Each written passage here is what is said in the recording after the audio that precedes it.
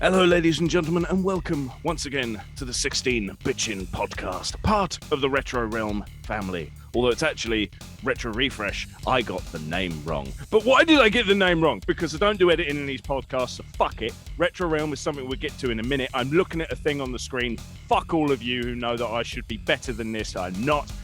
Today we're interviewing someone. It's Sega Zombie. Hello. Hello, everyone. That's your fault I fucked that up. Shit, I can never get it right anymore. I used to do okay, now every time I interview someone, I slip up. Why did I say Retro Realm? Dickhead. Well, seeing as we've gone on about Retro Realm, let's dive straight into that. Scott, what the fuck is Retro Realm before I shoot myself? Well, Retro Realm is one of the reasons why I've been kind of quiet on YouTube, really, over the last couple of months, because I've opened my own physical store in my local town.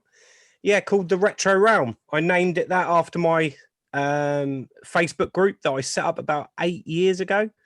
It's got about, it must be 7-8 years ago. It's got over 20,000 followers. So I thought I'm going to keep that branded name, the Retro Realm, and open its first physical store in the UK.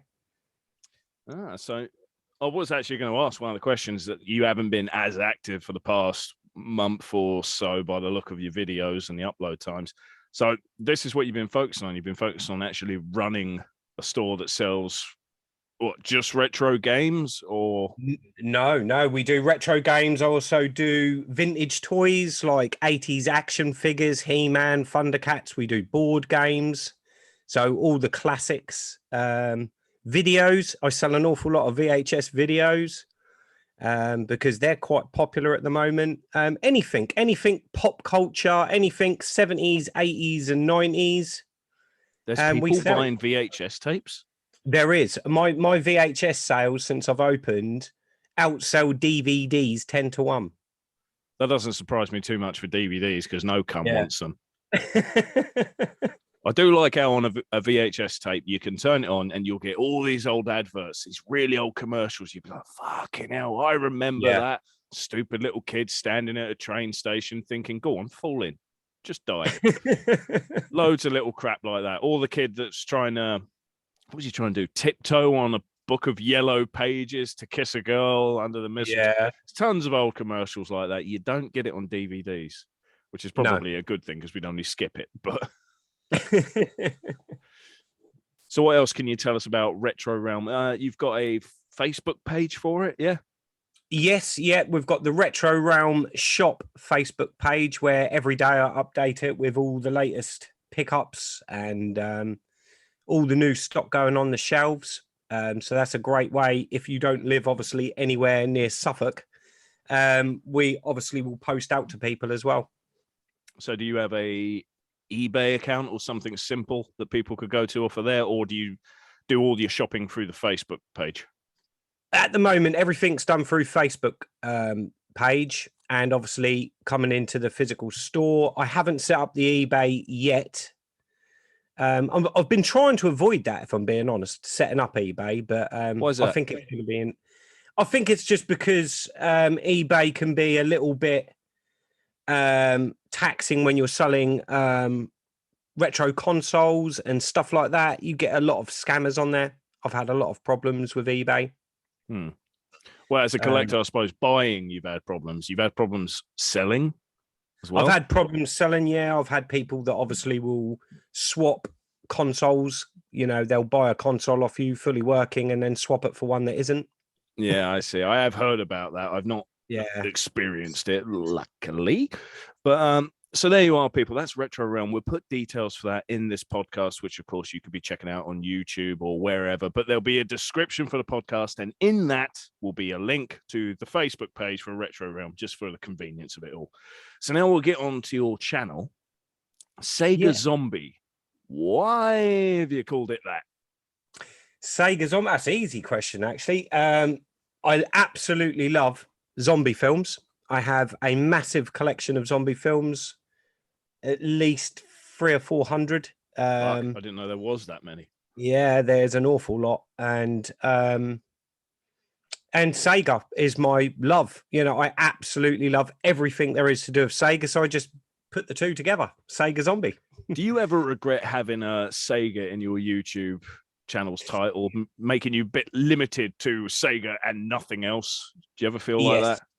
In a way, I did have quite a few big YouTubers at the time, and obviously had tuned into the channel, and they suggested me changing my name. They did say, look, you know, you're going to have a limited audience if everyone thinks that all you're going to talk about is Sega. But I kind of liked it, and it's the name I chose, and I thought, well, you know, I'll grow steadily, hopefully. And, you know, and I have, you know, it's taken 5 or 6 years. But I've got a regular following, and, you know, I really enjoy the content I put out, you know. But yeah, it probably has had a major impact, I think, in the algorithms of YouTube. I've often thought that for myself. I mean, if it's not Sega, it doesn't do as well on my channel, which annoyingly does affect this podcast as well on YouTube anyway sometimes, which is a bit of a pisser. But like, I put out a Let's Play the other day, Stories Untold. It's an indie game. It's fucking awesome. It was recommended by Stuart of Generation Pixel. So great game. I wanted to show it off. It will not do all that well. I know it won't. But it's one of them things, if you got to rebel, you got to think, no, it was fun to play.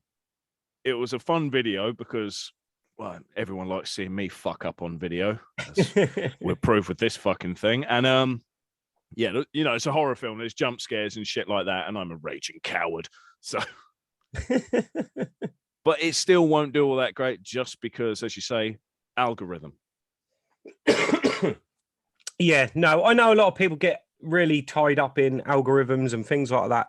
I've got lots of friends that really study all that. And for me, it's just YouTube for me is just doing the content I like doing. You know, I'll do Spectrum videos. I do a lot of stuff on the Sinclair Spectrum. They're my worst performing videos, but I'll never stop doing them because I have such a passion for covering those games, and I'm so driven by nostalgia in my collecting and what I do in my YouTube content.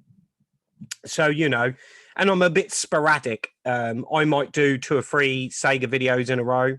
Then I'll do a couple of Spectrum videos. There's no routine with me. It's as and when and what I'm in the mood for doing, really. So, yeah, I probably go right against anything to do with algorithms. Yeah, I'm not very good at it either, to be honest. My mate, Mike, Retro Gamer Boy, he's always giving me very sound advice. He clearly knows how this shit works. His YouTube channel is fucking exploding. And he'll give me advice, and it's often a case of, that sounds like effort. He's like, no, it only takes 10 minutes extra each video. 10 minutes? Because I can't be fucked with the descriptions in videos.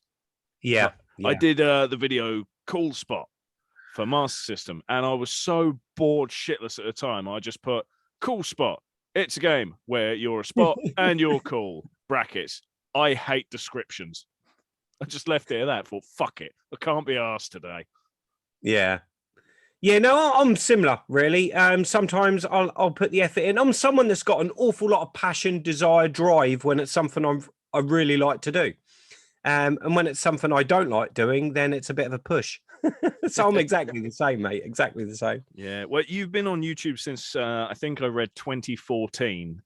Have you been at it since then, or was it like, yeah, you made an account in 2014, you didn't really do anything for a while, or how's that going? No, I set up an account in 2014. I was watching YouTube way before then, but I never actually registered an account until 2014, and I don't think I actually done any content until about 2016. I think was about the time I made an account, and yeah. Me and you started sort of like about the same sort of time, because I made note of you because I can remember at the time there was just no one covering Sega. That's why I thought, hold on, we need more Sega people on YouTube, because it was all Nintendo. There was no one that dedicated themselves to it. I mean, there was obviously people that covered it, but you'd find 100 people called like Nintendo Dork or Nintendork and all this kind of shit. I have no idea who Nintendork is, by the way. I'm sure that's a name that someone's had. Just quickly putting it out there, not a fucking clue it is. I'm not ripping on anyone. But all I'm saying is there's a lot of Nintendo everything. And Sega, no. And it actually seems to damage us for having Sega in the YouTube channel name. So yeah. I wonder how people have like got Atari in their name are doing. Probably not brilliant. No, I wouldn't have thought so. So anyway, that's your channel. You cover obviously Sega stuff, but let's go into it a bit more. You do ZX Spectrum stuff. You love that. That's a passion. Yeah. But when it comes to Sega, what do you like to cover the most? Is it a certain console, certain type of game, or is it fuck it, let's be obscure? A bit of everything, really. Everything with Sega, I really enjoyed. I've just finished late last year my hunt for the full PAL UK Mega Drive set. Oh yeah, so I remember that's hearing that you had done that. So you're skint now, I take it. Yeah, I'm broke, and no, it's been a 10-year project. It's been nearly 10 years I've been collecting for the Mega Drive. That's the smart way to do it. I see so many people rush into that finish line. It's like, no, don't. You won't have any money, and you won't be any better off for it. Don't fucking run. Whenever anyone asks me for some advice in collecting, I say it's always a marathon. It's not a sprint. You know, you get drawn into people thinking, oh, that is such a bargain price. That's a great price. I've got to buy that now. Well, these games will always surface again. You've just got to be patient. I know it's been hard with lockdown, and the escalation in all the prices for Sega has just gone through the roof over the last 18 months, 2 years. But yeah, something will always surface, I think. There's something I keep taking the piss out of a Retro Gamer Boy for is he's got many great games. He's got many expensive games, all of them he's got to have them in pucker condition. Like I'm lucky with Master System. I want the box. I want the game. I don't care about the booklet. It affects the price too much. And Master System booklets are meh. How about you? Has it got to be complete in box? Well, I'd done a video covering this a while ago because I think that I've changed an awful lot since when I first started. And I put that theory to the test, and I actually pulled out my Sega Master System collection because that's what I started collecting first. And I thought, have I got fussy? Have I got, more anal in how the condition of games have got to be? And yes, I have, because my original Master System collection, there was games that were in pieces, no manuals, poor condition, but I didn't care then. I really didn't care. So I've definitely changed over the years in my collecting habits, because my Mega Drive games, they've always got to have a manual. There's an exception to the rule. There's a few games like sports titles, games that I don't really care much for, shelf fillers. I don't really like that term, but them sort of games may have a dodgy manual or no manual. But every game that I give a damn about, I've made sure has got a manual and in pretty good condition. But that's only been over the last few years that my mindset's changed like that. I used to definitely be. When you started collecting Mega Drive, you weren't like that. You haven't got like a few of the early ones that don't have booklets. Yes, I have, and I've been upgrading them since I put that Master System video out and saw how bad the condition of them, some of them were. I have been going through slowly, and having a little look to see what condition, because obviously some of these games I bought 10 years ago. So, well, that's the thing. Like with as I say, Retro Gamer Boy, one game he hasn't got is Salil. Now, I don't know how I managed it, but I managed to get my one in such good condition that at first I thought maybe the sleeve was fake or the booklet's fake. It's not. It's the genuine thing. It's one of the mintiest games I have on the console. And I got it for 35 quid. Bargain. Yeah, I can't remember when I got it, but it's been within 3 years. It's been somewhere within that time. Now that game goes for like £200 to £300. Wow. Yeah, a little while ago though, I said, "Yeah, look, I found one. It's game and case, 60 quid. Do you want it?" The condition of the case, I think I'd say it's like a 9. The game, I can't remember anything wrong with that, so fuck it, we'll say a 10. He said no. Because it didn't have the manual. It didn't have the booklet. And since then, he's seen so many like loose manuals, 50 quid, which is a shit price for a booklet. But of course, the £60 game, the £50 booklet is still a lot cheaper than what it's currently going for as a whole. And not only that, there's a lot of places you've got to be careful because Salil there are more German copies than there are English ones. So it's Yeah. easy to fuck up and get the wrong one. Yeah, I done that. Oh, did you? Yes, I did. I got the German release of that and Landstalkers. I'm sure it's Landstalkers, another like RPG. I know the game, yeah. Yeah, and they were both German, and I was Oh, like, fuck. ouch. Yeah, that must have sucked. But yeah. So right now we're going to move on to something else. Before we get to his games, before we get to Scott's games, you were the host of YouTuber of the Month / year last year in 2021, weren't you? Yes, I was. Yeah, a great honor. It all started well and fine. You're all happy. Yeah. You were confident. You were chuffed to be doing it. Things did go sour, though. I've managed to cover it a bit with Generation Pixel and Retro Chef. But as the host, you saw everything happening. So I did, yes. When did shit start to go wrong, do you reckon? About 6 months in. Halfway then, yeah? About halfway in, I started noticing some unusual things in comments, the voting. Set groups of people kept voting for the same groups of people. And I was kind of like a little bit... I reached out to a few of the past hosts of YouTuber of the Month, and I said, look, I'm a bit worried in the direction that YouTuber of the Month's going, because it's the same circles of people voting for the same circles. And would it be advisable for me to maybe change some of the rules or interfere halfway through the year in trying to alter that? And I was advised heavily not to.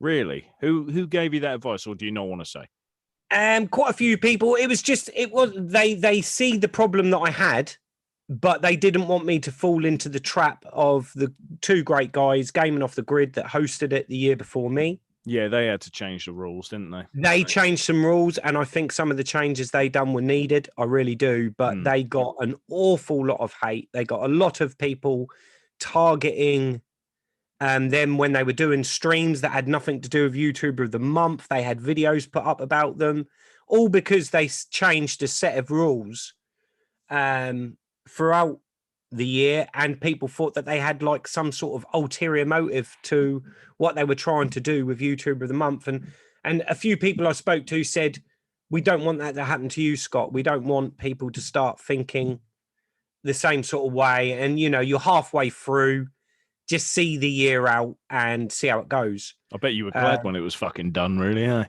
Really, really so glad, because I think the most annoying thing of it is maybe some of these people involved, that I can't understand what their ulterior motives were in the trolling and the fake voting and all of that. But the one thing that annoyed me the most, and I was quite public about it, is that time is precious. I'm a single dad.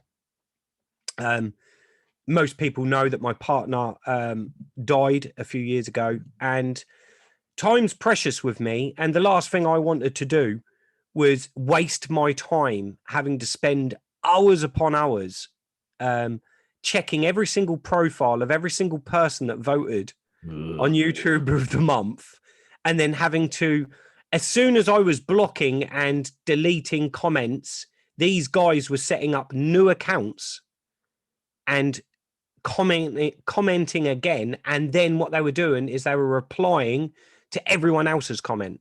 So you feel it was multiple people doing all this attacking and trolling? That I don't know. All I know is that there was one person involved that I've got evidence on. And that's the interesting thing. Now, so far actually it's been 3 podcasts to cover this, because the first time I spoke with Bill Thorpe about it, he won a YouTuber of the Month once, and he didn't follow it after Do You Nerd stopped doing it, just because he didn't know Gaming Off the Grid personally. I don't think he knew you personally. He just fell out of it. So I was just telling him about some of the shit I knew about, and then it got to this point of talking to the people involved, and now we're here at the heart of it. So you know the cunt who basically started going around, and how many accounts was it you reckon this person made? At least a dozen. At At least least 12. a dozen. I've heard 50. I've heard 25. Now I've heard 12. So There's 12 that we kind of got concrete information on, but I've been led to believe there was an awful lot more than that. But obviously, I'm someone that will only believe it when there's evidence there. that's fair enough. You can prove about 12. The rest you can suspect, but you can't prove it. I get that. So, do you want to say who this person was? Yeah, I've already ousted him out on a stream, and that is Get to Know. Get who to unfortunately know. Although I always called him Get to Know because of his spelling. Yeah, no, I did as well. He corrected me on that. Spell it right then. So this guy, obviously, as we said, shit hit the fan around the middle of this. So was he nominated at that sort of time? No, he was not nominated, but people were being nominated that were in his circle. Right. Okay. Because they were being voted for to win, and therefore his circle of people, eventually one of them voted for him, nominated him. Yeah. Okay. And it's no secret now, Lee, Retro Chef, he was doing quite well. I don't know if he'd won at the end of it for the YouTuber of the Year bit. I don't know if he had won against the other 11 contestants. Well, it's not 11, is it? Whoever, how many people decide they want to do it. Some people always back out. Yeah. But he basically stopped because the trolling was too severe. He's like, this is shit. You know, I'm here to have a laugh and have fun. And if this is the kind of crap I got to look forward to, then no, it's not for me. Well, exactly. So, you know, YouTuber of the Month, I've followed it for so many years that I was absolutely honored to host that show. But halfway through the year, and then as all of this unfolded and the shit hit the fan, it takes that shine off it. It's like, it's really, I've lost an awful lot of passion for the show, which is no disrespect to it now. But from my experiences, and I know with Lee, I know Lee very well, Retro Chef. And obviously, I wanted him to succeed. He probably would have won YouTuber of the Year. His vote, you know, it's there for people to see that he was very strong in the votes, but he came to me and he was getting attacked, you know, literally on live streams, being attacked personally. Was it on his live streams on a swap shop? No, these were other live streams, which are no longer available. You can't see them on YouTube because they've been taken down. But he was being personally attacked. You know, and it got nasty. And I said to Lee, I actually phoned him and I said, Lee, you know, I would highly consider whether you want to put up with this for 12 months. Because you would put up with it for a few at that time and thought because I'd put up. Yeah, by August, you know, I was done. If I didn't have so much respect and passion for that competition and for what it actually stands for, I would have probably given up in August. Well, I'm glad you stuck with it, even though shit had gone wrong. It was good to see that you were willing to push on, thinking, no, I've only got to do a few more, and then that's it. It's someone else's problem. I really hope that Generation Pixel doesn't have any problems. I hope it all goes smoothly. But who fucking knows? It's been 2 years now with different kinds of shit surrounding it, so I'm hoping there's not going to be a third. Yeah, let's hope that's the end of it.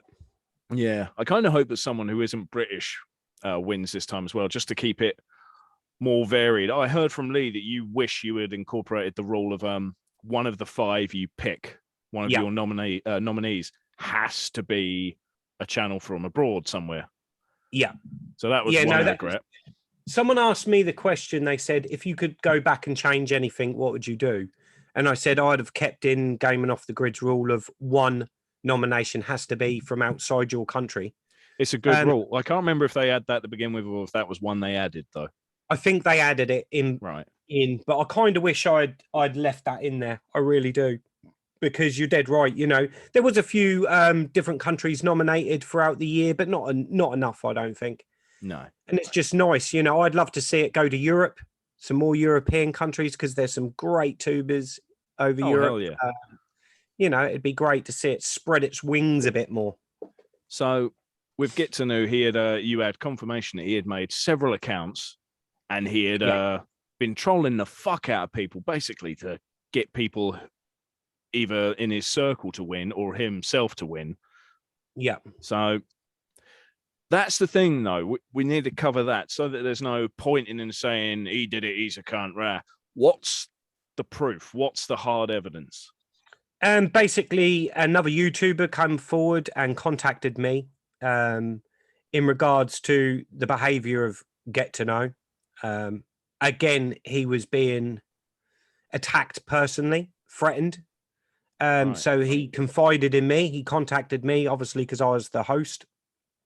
And he gave me some pretty damning messages, screenshots of messages between him and Get to Know. Oh, so he was getting Get to Know, talking to him in a trollish manner, shall we say, but he was using his account at that point.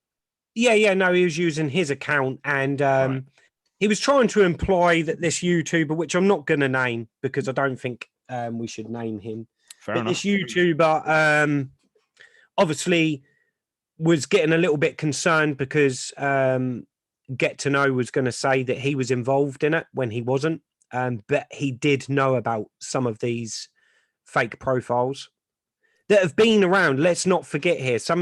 I introduced a rule, which is a bit of a hidden rule with YouTuber of the Month, that if a profile's under 3 months old, you tend not to count that vote. It's a bit of an unheard rule. It makes sense though. So yeah. Yeah. So, it was told to me when I took over, and, just to keep an eye on who's voting and stuff like that. And, but the thing is Get to Know had accounts that were 6, 7, 8, 9 a year old. So obviously, it took a while before we could discover that these people that were voting for certain people on YouTube of the Month were only commenting on Get to Know's videos, or videos of people that he was taking under his wing. Why would he do that? Comment on his own videos to make it look like he had more of an audience? I don't know. One sad thing, every YouTuber does this, and it's kind of it is a sad thing to admit. When someone starts a channel, they do not only do they get their friends to subscribe, obviously, but if they have another YouTube account they want to keep separate or whatever, they will basically sub to themselves. Yeah. We've all done it, but that counts for like one. Yeah. So fuck it. But if you've made, I don't know, 12 to 50 accounts and you've used them all for a sub, that's sad. Yeah. That's a bit like, why are you bothering? Those aren't real people. That number means less than nothing. Yeah. So. At the end of the day, I don't understand what this individual's goal was, because all he's doing is lying to himself. At the end of the day, this is a community of people that love this hobby, and he did really bring a lot of negativity to this community at the end of the year, and it was really bad to see. Especially, we've just had 2 years of lockdown. YouTube's been a great way for people to share their passions for their collecting, their gaming, anything. The interaction on YouTube can be great.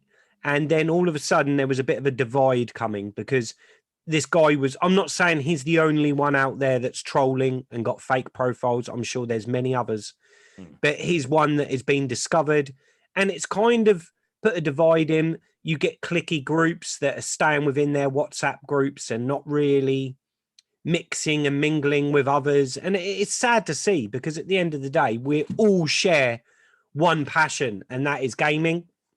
Whether you're a collector, a gamer, retro gaming, modern gaming, whatever you're into, at the end of the day, we're all like-minded people on that sense. We've all got different opinions, and we're not all going to get along. But these divides that have come in from this negativity it was upsetting to see at the end of the year. And I kind of hope this Get to Know is happy with himself in what he's achieved, because he's actually achieved nothing. I know a lot of people now that keep contacting me saying he's messaged me. He's wanting me to check out his links and all that. He messaged me when he first came back saying, oh, his account had been hacked and all this. It's like, I had, I don't know if you know about the app, Marco Polo video app, where you can talk with friends back and forth. He had me on that. I poloed him as soon as you had said, this person is now disqualified from their month.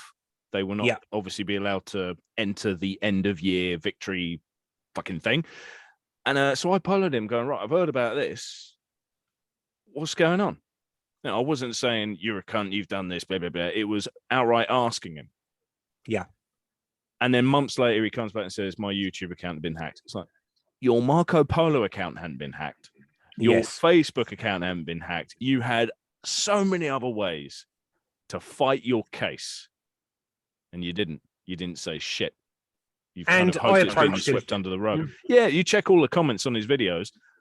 You notice there's only positive ones there. It's like, I reckon he's policing his comments and deleting any where people go, you're a fuck, you know, this, that, and the other. He must be deleting them or blocking them, whatever.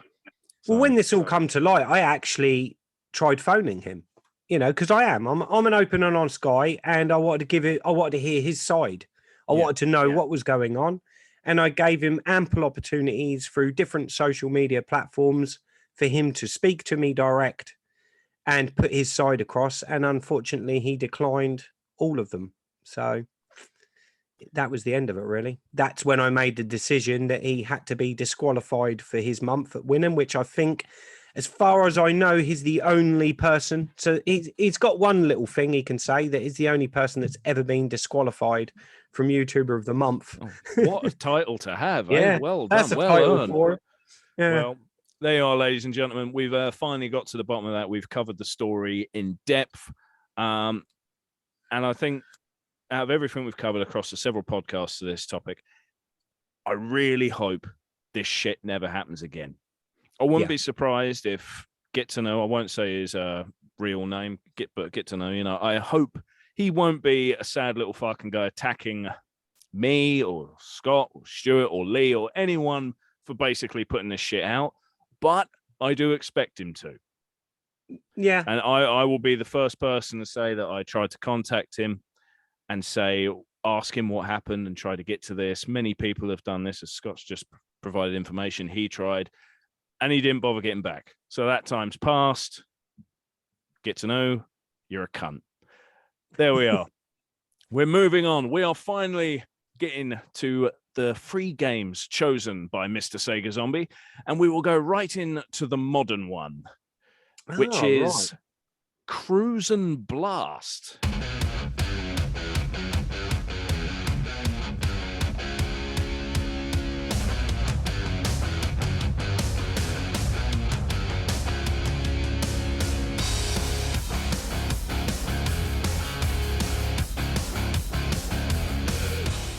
Yeah, correct.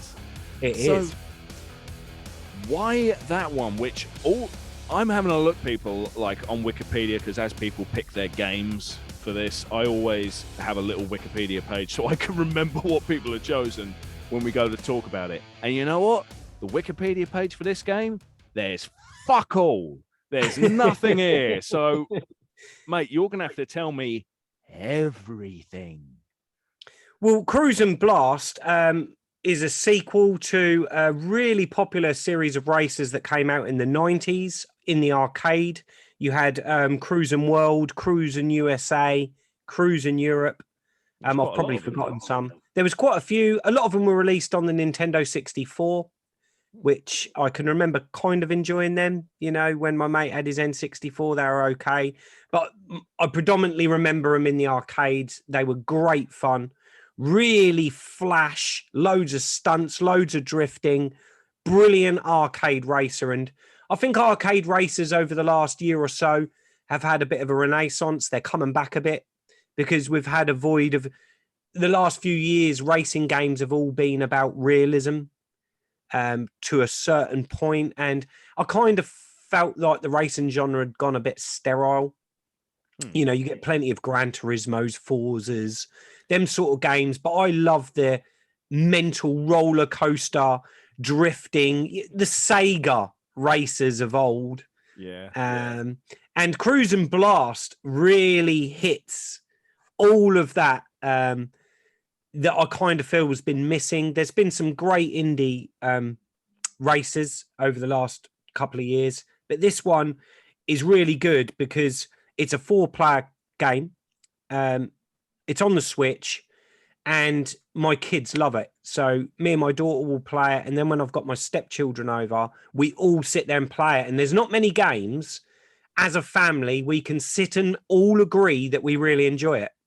But Cruise and Blast is one you're of them. very opinionated as a family when it comes to games then. Well, yeah, two of us will like a game, but the girls won't. Do you know what I mean? You know, me and my stepson will play FIFA or some other type of game, and the girls are bored. You know, my opinion of you's dropped so much now. Never mind. But Cruise and Blast is just, my daughter absolutely adores it. You know, it's so out there. You can unlock unicorns and all different Yeah, you can. So you don't have to be cars then. No, you can unlock all different vehicles. It's so flash. It's a really great game. Highly recommend it. Bloody colourful. I've got some images of the gameplay now. It makes it's like my favorite driving game out of all of them is Burnout Paradise. I always called it Paradise City. Everyone's like, no, that's the name of the song in there, Tom, you twat. Like, oh, right. I've been calling it the wrong name all these years. But in comparison, that game looks grey. It looks dingy in color compared to this. This is pissing out rainbows. I mean, it's mad for color. If you like Burnout, then Cruise and Blast is Burnout on drugs, serious drugs. You know, we all like really drugs. Maybe I'll get this. and it's quite, for a Switch game, it's a reasonable price. I think it's about 25 quid.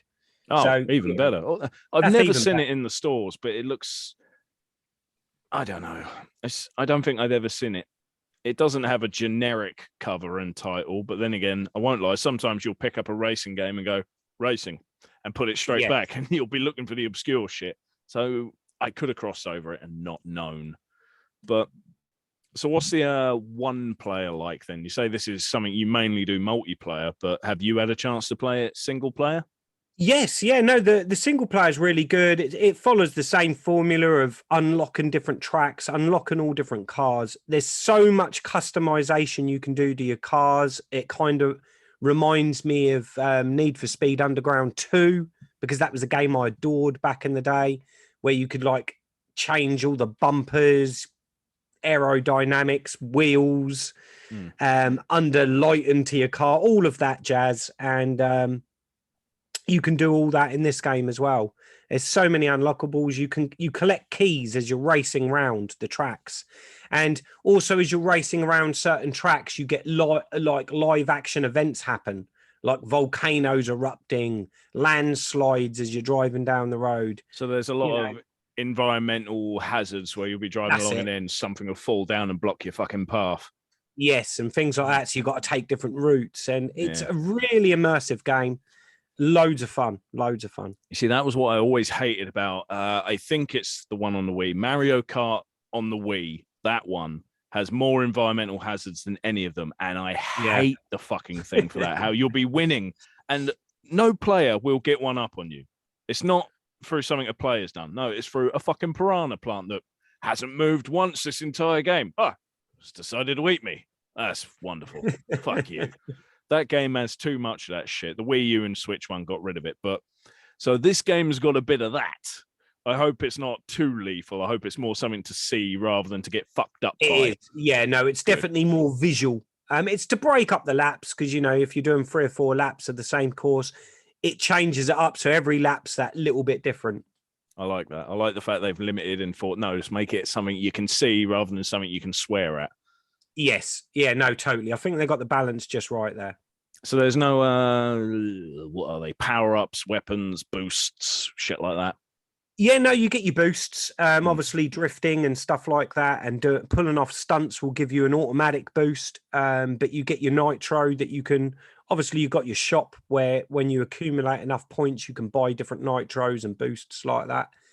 So you have a customized shop for your car then?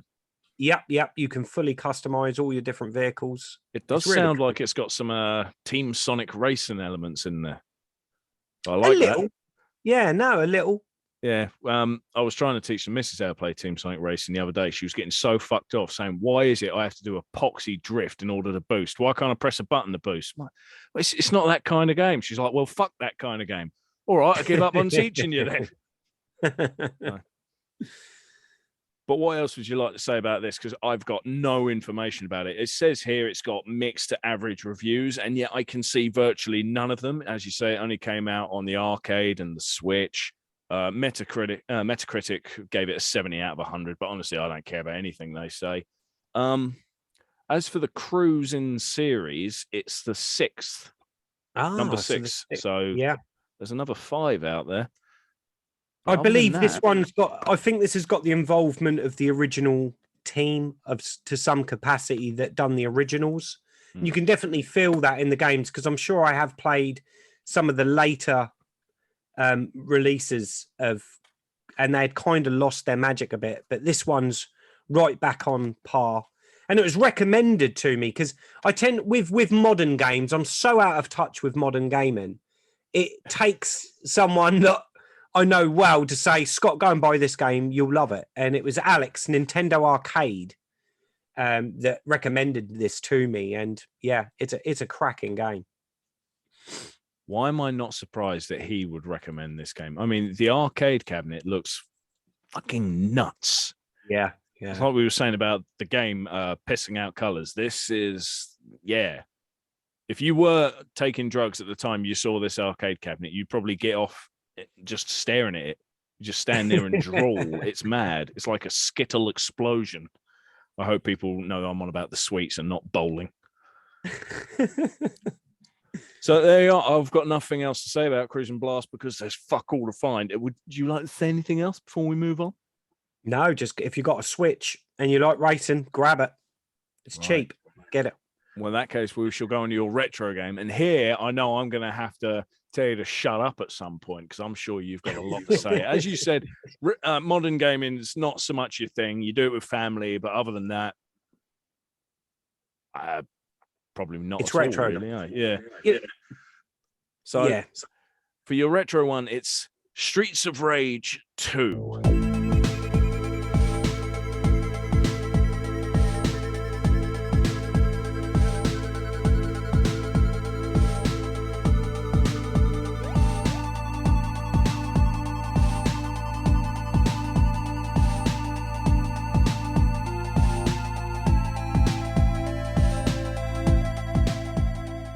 What many people would say is the best in the franchise.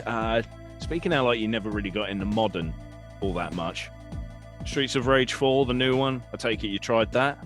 Absolutely awesome game. I do love that game. Yeah, you were shaking your head for a minute then. I thought you were going to say, nah, bollocks. No, it's an absolutely stunning game. And I played it to death. But that was, I wanted to pick something a bit more new.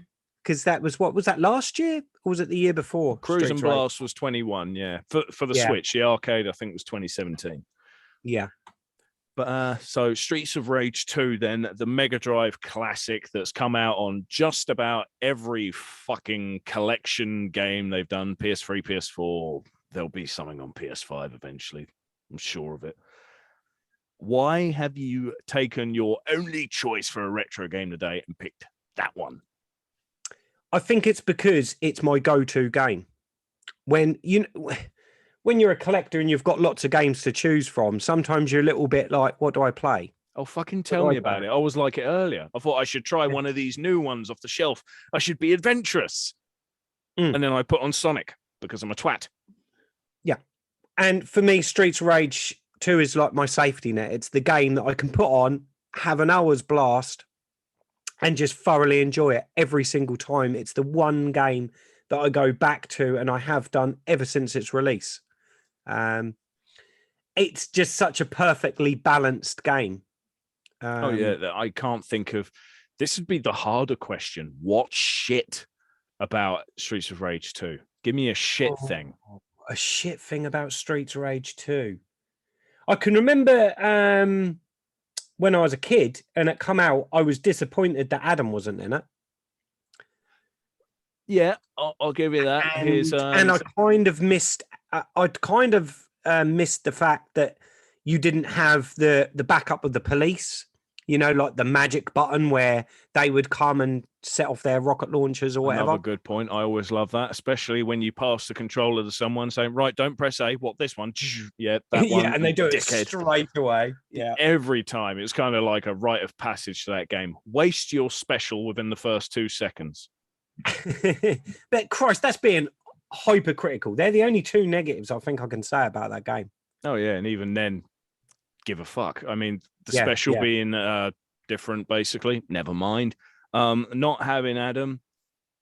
Yeah, for me, that doesn't matter because although you could have all these different characters across all of the games, it doesn't matter. I'll turn it on. No. I'll go, I am Axel. Yeah. Fuck off. You don't get to be him. I'll click reset until you give up. So, yeah, I would never have thought of that one. It's kind of like with Streets of Rage 2 as well, why I had to choose it, is people that are not into retro, predominantly kids. You know, my kids, they think I'm a bit mad, I think, with all these games I've got. You know, they're in a generation where they play Roblox, Fortnite. How old FIFA. Are they? Eden is 9, Maya is 12, and Kai is 15. 15, So he must think, wow, you're obsessed. Yeah. Now, his first console was a Mega Drive. That was his first ever console. So he does have a bit of love for it.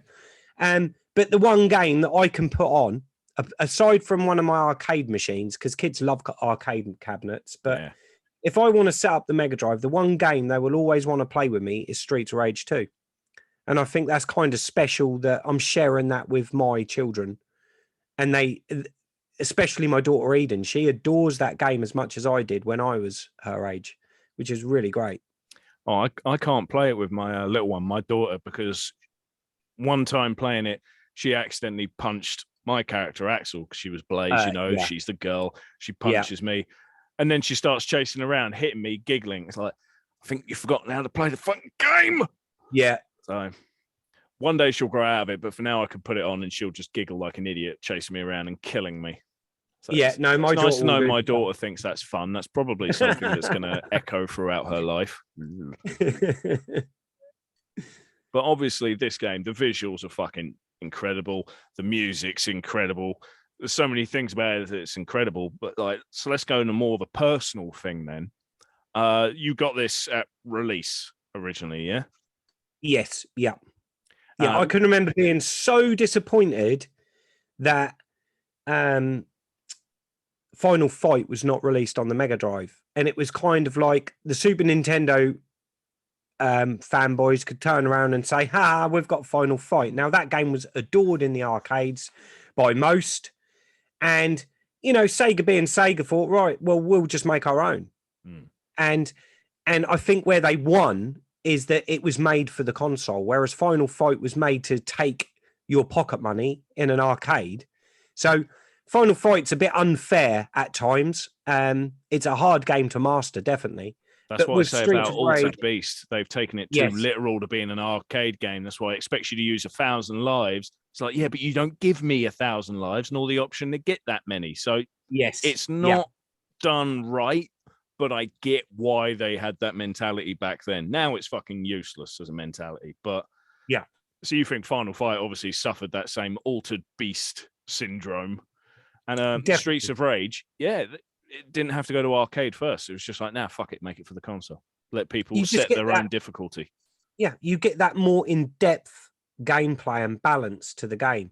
With Final Fight, I'll always say this because it always comes up, what's the better game, Final Fight or Streets of Rage? And I'll always say Streets of Rage because Final Fight, they'll always get that lucky hit on you. You'll always get that moment when... the big guy, Andre, the one that's supposed to look like Andre the Giant, he'll just grab you and kill you in one sweep, In Streets of Rage, if you're suffering, it's because you're not playing it right. You say it's all about skill then? Yeah, definitely. I would say it definitely has less of a bullshit factor than Final Fight. So did you get the first Streets of Rage when that came out, or did you... Yes, no, I can remember. I think Streets of Rage 2 was probably one of the first games I really was looking forward to, was following in the magazines, because obviously I got the original, and me and my mates were blown away by that game in how good it was. And wow, you know, Streets of Rage 2. I can't remember when it released, but I can remember. I'm pretty certain I got that with my birthday money at the time. Let's see. It was released in 90. Streets of Rage 2 was released in 93. Yeah. Yeah, I can remember at the time. I'm pretty certain I might have. Yeah, I definitely had a paper round by then, or a Saturday job. And I can remember buying it with my own hard-earned money, or with some of my leftover birthday money or something like that, because I was so eagerly awaiting its release. It was being covered heavily in all the magazines. So, yeah, no, that was the first game that I went out knowing that was going to be brilliant, because back then you didn't know a game was going to be brilliant. You know, you looked at the box all art advertisements were a lie, especially in magazines where it's been paid to be good. Yeah. You know, and we, you know, people say box art is a dying art. Well, it is, because the internet has kind of killed it. You know, back then when games didn't have great graphics or whatever, if that had a brilliant box art cover, you bought it because, oh, wow, look at that ninja on the front. Look at that scantily clad woman on the front. I'm going to buy that game. And you go and buy it, and it could be a load of rubbish. But yeah, I think it was a viewer on my channel, because a few of the viewers on my channel, they talk to me outside of YouTube and all this other shit. But he sent me a link, because he's a fan of Cyberpunk, you know, the one for PS4 and all that. Yeah. He found a thing online, Cyberpunk, if it had a cover made for Mega Drive. And it looked awesome. The artwork was so old school Mega Drive-esque and all that. And as I was looking at this cover, thinking it was really good, it had like a girl with a purple fucking mohawk, robot arms. She's wearing basically just a bra and some 90s jeans. You think, that looks fucking awesome. And she's holding guns galore and all that. I thought, wait a minute, what was the original Cyberpunk? Then I go to Cyberpunk PS4 cover. It's a bloke.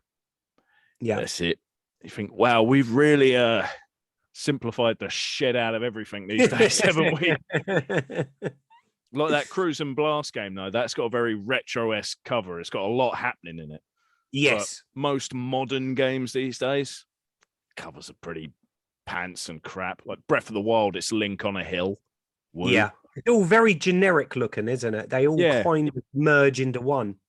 It's a bit naff, but I guess it's just the style at the moment for some fucking reason. But there you are. We've got your retro game. And as I said, I'll have to tell you to shut up. You'll have to shut up, because we've got to go on to your indie game. Now, your indie game, I'm always interested in indie games.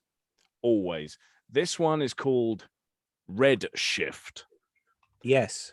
Now, I believe you said earlier it's a strategy game. Is that right? No, it's a shooter. Oh, it's a shooter. My bad. Yeah. Yeah, no, it's your old school type style shooter. Not a bullet hell.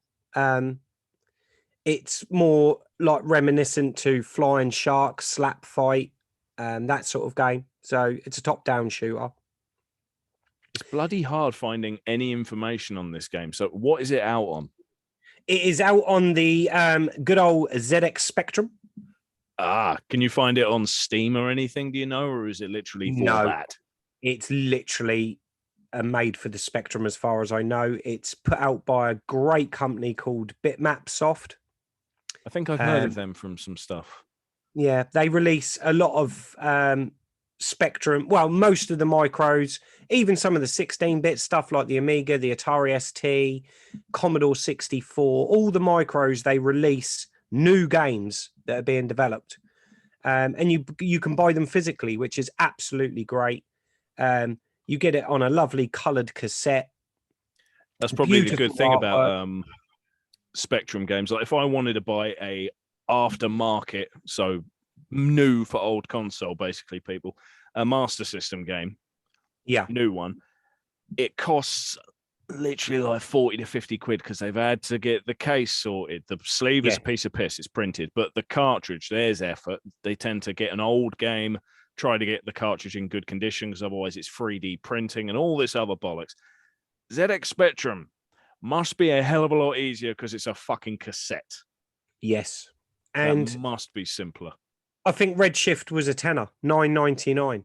There you go. You couldn't do that with another aftermarket game like fucking No. Xeno Crisis. If you want to get the one on the Mega Drive, no, a tenner's not going to happen. No. And what's nice as well, because obviously with all of these micros, like everything retro, they've all got a modern twist now. And with many of the micros, you can get SD card loaders and things like that, so you don't have to use the tape. The tape's a nice nostalgic thing. They'll send you the download code through email. So if you want the ROM to just put onto an SD card, you can load it that way. So it's an instant load. I'm old school. The nostalgia for me is sitting there watching that tape loading, listening to them screeching noises, relaxes me. But then I get annoyed when the game crashes, at the end of the loading screen, but it's all part of the fun, isn't it? Yeah, getting shit to work. Girl. Yeah.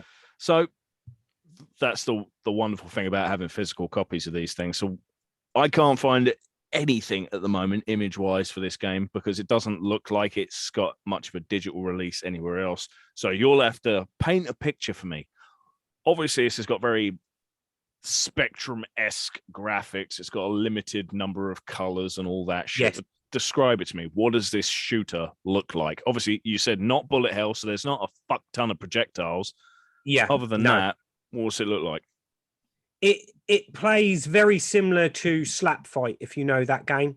Trying to think of another game like that, or top-down shooter, like Fire Shark, that sort of thing. Obviously, it's a spaceship shooter. It's got a lot of enemies on the screen at once, but they're not bombarding you with a billion bullets. It plays extremely smoothly. What it was basically is I done a video on the Spectrum Next, and there was a game released by Rusty Pixels called Warhawk, which absolutely blew me away. I thought this is a tremendous game, so I done a video on it. And one of my watchers, viewers, left in comments, Scott, if you like Warhawk, go and play Redshift. And it's a standard ZX Spectrum game, and it will blow you away. And he was not wrong. So this is recommended via viewers then? Somebody who benefited from your channel? Yeah, oh, totally. And I thought, you know what, I'll go and check that out. I looked and went onto the Bitmap Soft website, see that it was $9.99, and I thought, wow, that's great. Oh, yeah, fucking throw money at it for that. Yeah, the game turned up within a couple of days, loaded it in, and wow, I was blown away. It's got a great tune because it's obviously a 128K game, so it's got in-game music, which is beautiful. The thing is with the Spectrum is once you get past the graphical style, with me, I grew up with it, so to me it looks wonderful. But to new eyes, they'd be like, "What on earth is that?" But everything plays tremendously smooth. That's a game. Power Strike on the Master System. You relate to that game? It's like that. Well, I've found a sort of image now. It looks like it's got a sort of radar thing around the ship on the right-hand side. I'm guessing that's the health and points. There's some mad crap at the bottom for bombs. It says Redshift at the top right as well. But because it's the Spectrum, all of the actual gameplay in this shot is blue. The ship is blue, the scenery's blue, everything's fucking blue. I can't tell if there's any enemies on the screen because it's all blue. Yeah. If it was moving, it'd be fine. But obviously, this is just a picture I'm looking at, people. So, yeah, it's very hard when you're looking at a still image of a Spectrum game. It's not until you play it, because it is like what you said. It's all like that monochrome look. And each level, one level will be all white, another level will be all blue, another one all yellow.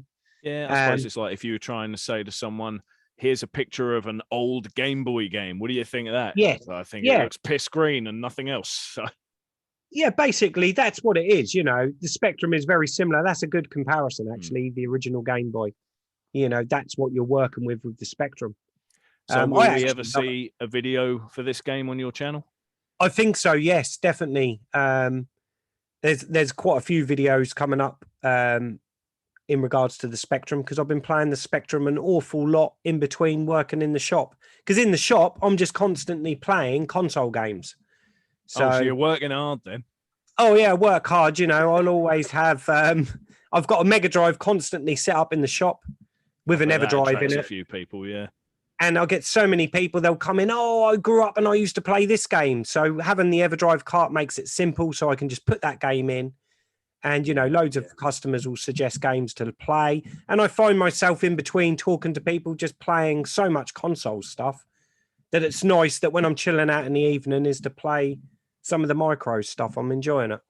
Do you find you get a lot of customers in there and they can just talk bullshit with you for like half hour at a time about the good old days with the Spectrum and all that? Because for you, all of this retro stuff that I'm seeing behind you, your Mega Drive, Spectrum, everything, it's an everyday thing. But someone that's just walking through town, let's say he's going to get a fucking hammer, goes past your shop and goes, what the fuck? I remember that little piece of shit, played it forever. And then they feel the need to talk about the damn thing. Oh, totally. It's all the time. I had 2 guys come in on Friday, actually, and they're all dressed in like overalls, and they'd been painting.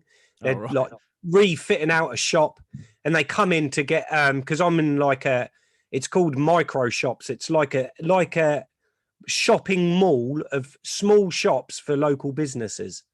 So there's a lot of food places in there. So a lot of people on their breaks will come in, grab something to eat, and then they notice my shop in there. And these 2 guys come wandering across with burritos, eating those, and they were like, wow. And they stood there and they talked to me for so long. They were like, shit, we're half an hour late. You know, we've just had a 2-hour lunch break because they were in the shop talking to me about nostalgia. Yeah, if there was a retro anything shop near me and I'm meant to be at work, I would be in trouble. I'd be in some serious shit, and I wouldn't even care at the time. I'd care later, but I wouldn't care at the time. Yeah. So with your channel then, you've been off for a little while, obviously focusing on your shop. Are you going to be back anytime soon, or do you reckon you got another couple of months of having to sort stuff? No, I'm actually in the process of planning some stuff. I've got a live stream. My live streams that I done last year were really successful. It kind of blew me away a bit. I didn't advertise it. I just went live, and I just sat there and I chat, respond to comments, and play games. So I sit there, I'll play whatever I've got set up at the time, and just have a local, you know, just a bit of banter, a bit of a chat. And they were very successful. And a lot of people are saying, Scott, when are you going to do another one? So I'm looking into putting one of them together. But I've also got quite a few videos in the pipeline. I've promised loads of my viewers that I'll do a video on my Turbo Outrun arcade machine. I've not really had an opportunity to cover that. I've got so many new systems and games that I've picked up that I've not shared with everyone. So there's plenty of content to come, and I'm hoping that I can get back into some sort of routine of doing 2 videos a month at the very minimum. Yeah, because it's very hard. The time management at the end of the day. It's good to have a break from YouTube sometimes, though, isn't it? Because it can be fucking overwhelming. Yeah. And also with YouTube, like a lot of people I talk to, YouTube for me was a great way for me to speak to like-minded people about my passion and my hobby, because a lot of my close friends that live locally don't get it. They don't get why I'm into it. So it's really great to be able to, because I can talk for England about retro gaming and my passions for it and the nostalgia. And I'm kind of getting that fix in the shop. Do you get what I mean? Like what we've touched on, people coming in, they'll talk to me about Sega, Nintendo, whatever, you know, they grew up with. And I'm kind of getting my release and my fix with that in the shop somewhat. So the YouTube content is probably took a bit of a back step a little. Because I've not felt that I've needed to get something out, you know, that I'm absolutely buzzing about. Well, I hope that you come back soon with 2 videos a month on an average, because that'll get you back into it good and smoothly. And I hope to see a live stream then of Redshift. That way I'll be able to see it, and then I'll be able to go, everything's blue, what the fuck? Yeah, no, totally. Yeah, right. No, I will. My next live stream will be a Spectrum next one, and I will play Redshift, definitely, 100%. Awesome. I'm looking forward to that. You have to fucking ping me at the time, because I'm terrible at remembering. People say, oh, I've got a video, it's coming out 7 o'clock this time, or I've got a live stream 7 o'clock this time. I will never remember. Let me know just before you do it. I'm a twat. I can't remember anything. So, yeah, no, I don't know, mate. We've looked at your modern game, Cruise and Blast. We've checked out your retro Streets of Rage 2, which every cunt should have played, and Redshift, which is damn hard to find anything on. So we're all just going to have to go check out Scott's live stream, which will be happening, I don't know when. It happens when it happens. Soon. Very soon. You never know. It might have happened by the time this fucking comes out. So bollocks, if that's the case. Can't be helped. So, if you want to check out the Retro Realm shop, don't forget there will be links in the description to this podcast. Check out the Sega Zombie channel in the description as well. And don't forget to click subscribe on that channel while you're there. Scott, have you had a fun time? Oh, it's been brilliant, mate. Awesome. I love talking about anything to do with Sega, and it's great to be talking to you, Tom, because I know you've got a lot of passion for Sega too. Yes, I too am an idiot. So thank you very much for listening or watching, everyone. And we'll see you next time. Goodbye.